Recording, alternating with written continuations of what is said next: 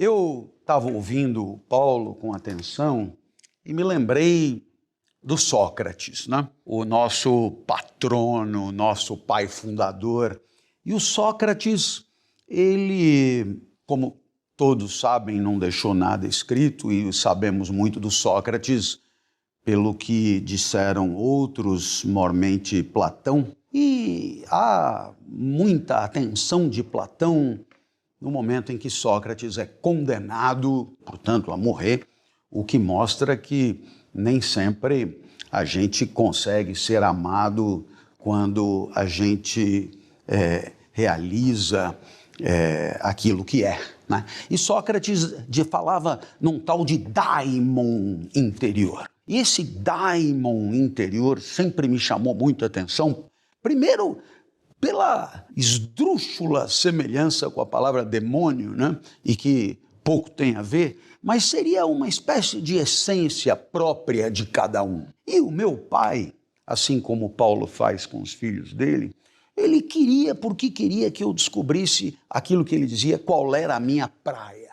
né? Qual é a minha praia? E ele fez uma lista, assim, de coisas onde ele tentava identificar aquilo que a minha natureza poderia manifestar maior aptidão, portanto, facilidade para executar, etc. E na lista dele eu era particularmente ruim em tudo, mas eu era ruim com clareza, né? Não é? Tem gente que se vira, né? Incrível como eu era, assim, inábil. Tinha até equitação. Eu me lembro do professor de equitação dizendo, olha, eu já vi criança com pouco jeito para andar a cavalo, mas como esse menino eu nunca tinha visto, é até melhor levá-lo daqui que pega mal para a escola. Então meu pai, que sempre teve muita preocupação em não me traumatizar, ele me dizia simplesmente que eu era ruim em tudo. Você é ruim em tudo, né? E tal, né? E a lista dele era uma lista, para o nível de escolaridade que ele alcançou, era uma lista muito nobre, com cálculo, com esporte, com arte, e não havia meio. Até o dia que eu pedi a ele que me levasse para a escola mais cedo, e ele, que tinha idade para ser meu avô, ressabiadíssimo, disse, para quê? Falei, tem prova na primeira aula. Então, na hora da prova, eu levo. Eu falei, não, eu preciso chegar bem antes. Por quê? Porque os colegas estão esperando para eu explicar a matéria. Aí ele olhou para minha mãe e falou, para onde esse país vai? Porque os outros estão dependendo de você para aprender. Como que dizendo, se você é horrível e os outros estão dependendo de você, isso é uma calamidade. Aí ele pegou e falou, eu não estou nem acreditando, eu vou com você ver isso. Só um momento. Isso mostra muito amor desse pai, percebe? O interesse.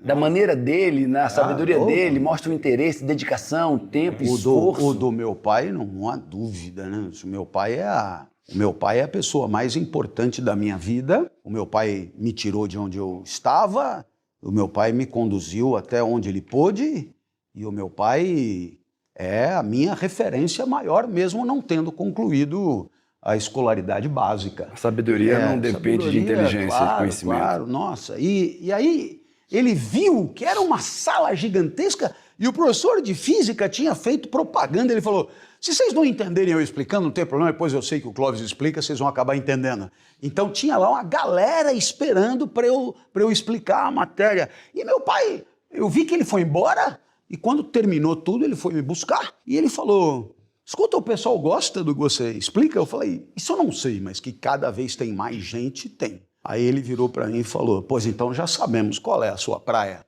E a praia do meu pai era o daimon do Sócrates. Você é um explicador. E ele falou, e olha, agarre-se nisso, porque você não tem plano B.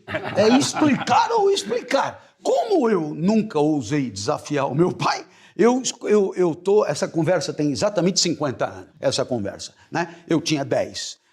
E de lá para cá eu explico. E o que é incrível é que, assim como o Joel e o Paulo disseram, eu tenho a nítida sensação de que a minha vida foi uma homenagem à minha natureza, né?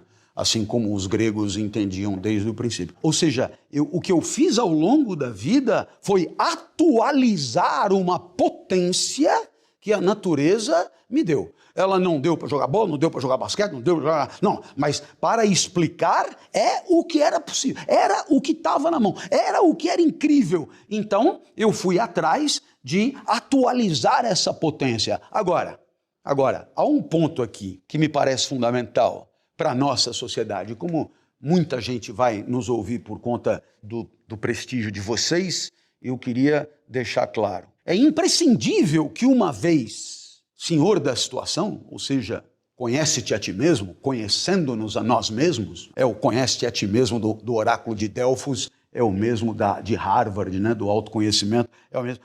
Uma vez senhor desse conhecimento, é preciso atualizar a natureza no seu ponto mais sublime, no seu ponto mais elevado, no seu ponto mais próximo da perfeição, no seu ponto mais exuberante. Então, temos a oportunidade na vida, isso é verdadeiramente um milagre, a oportunidade de atualizar a nossa natureza no seu ponto de acmé, como eles dizem, no seu ponto mais elevado, que é a arete, que é a excelência, que é o máximo que você pode tirar de você como regularidade, como hábito, sabe aquela coisa? Não, eu vou lá, digo qualquer coisa e passo a regra. Muitas vezes eu saí de casa assim, pensando assim, né? Não estou bem, chego lá, digo meia hora alguma coisa e tal coisa. É só dar a sineta e eu me pego fazendo no talo do que eu consigo.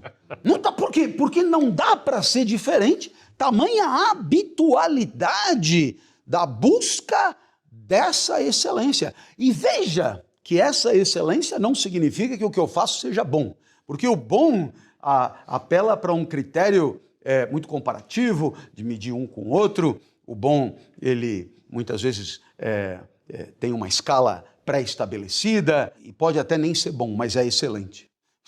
Por que é excelente? Porque é no talo do que eu consigo fazer. E aí, a consequência imediata disso é que é alguma coisa relativamente rara, me corrijam se vocês discordarem, que é o hábito de você, como avaliador de si mesmo, né, se regozijar com aquilo que desempenhou, aquilo que executou, aquilo que fez, ou seja, uma espécie de contentamento, de regozijo, de alegria mesmo, por ter conseguido passar essa essência de si mesmo para uma existência exuberante. Dar à própria natureza o seu brilho maior. E isso é uma possibilidade que contrasta com aquela postura, os franceses diziam avachi, de saco de batata, sabe quando o cara entra segunda-feira para trabalhar, alguma novidade aí, né? Aquela coisa largada, aquela coisa atraída pela gravidade, aquela coisa descolorida. Então, há uma oportunidade que temos de fazer do nosso eu mais íntimo uma existência exuberante a cada segundo. Uau. E isso me parece muito lindo de ser dito e repetido. Agora, qual é a primeira condição? Saber quem você é.